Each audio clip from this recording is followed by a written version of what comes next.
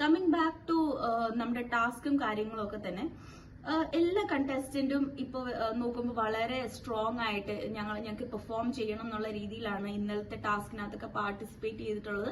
അത് നല്ല കാര്യമാണ്.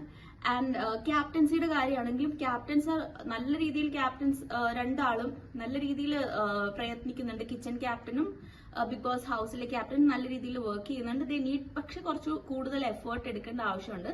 അനുമോള് എന്താണെങ്കിലും കുറച്ച് സ്ട്രാറ്റജി മാറ്റിയിട്ടുണ്ട്. അത്യാവശ്യം നല്ല രീതിയിൽ തന്നെ അനുമോള് സ്ട്രാറ്റജി മാറ്റിയിട്ടുണ്ട്. പക്ഷെ ചില സിറ്റുവേഷൻസ് അനുമോൾക്ക് വേണ്ട രീതിയിൽ യൂട്ടിലൈസ് ചെയ്യാൻ പറ്റുന്നില്ല. ആൻഡ് ജിസൈലിന്റെ അടുത്ത് നമ്മുടെ ഓരോ മെയിൽ കണ്ടസ്റ്റന്റും വന്നിട്ടാണ് രഹസ്യങ്ങൾ പറയുന്നത്. ഇനി ബിഗ് ബോസ് ഹൗസിന്റെ ഏത് സ്റ്റേജിലായിരിക്കും ഈ മെയിൽ കണ്ടസ്റ്റന്റ്സ് അല്ലെങ്കിൽ ഫീമെയിൽ ആയിട്ടുള്ള ചില ഗ്യാങ്സ് അവിടെ ഫോം ചെയ്തിട്ടുണ്ടല്ലോ. ഈ ഗ്യാങ്സ് സംസാരിക്കുന്ന കാര്യം ഏത് ടൈമിലാണ് ജിസയിൽ എടുത്തിടുക, അവർക്ക് പ്രശ്നമാവുക എന്നുള്ളത് അറിയില്ല. നമ്മൾ ഒരാളുടെ അടുത്ത് രഹസ്യം പറയുമ്പോൾ നമുക്ക് ഒരു ഉറപ്പുമില്ല. പ്രത്യേകിച്ച് ഇങ്ങനെ ഒരു ഗെയിം കളിക്കുന്ന സമയത്ത് നമ്മൾ ഒരാളുടെ അടുത്ത് പോയിട്ട് രഹസ്യം പറയുമ്പോൾ അവരത് വേറൊരാളുടെ അടുത്തും പറയില്ല എന്ന് നമുക്ക് ഒരിക്കലും വിശ്വസിക്കാൻ കഴിയില്ല.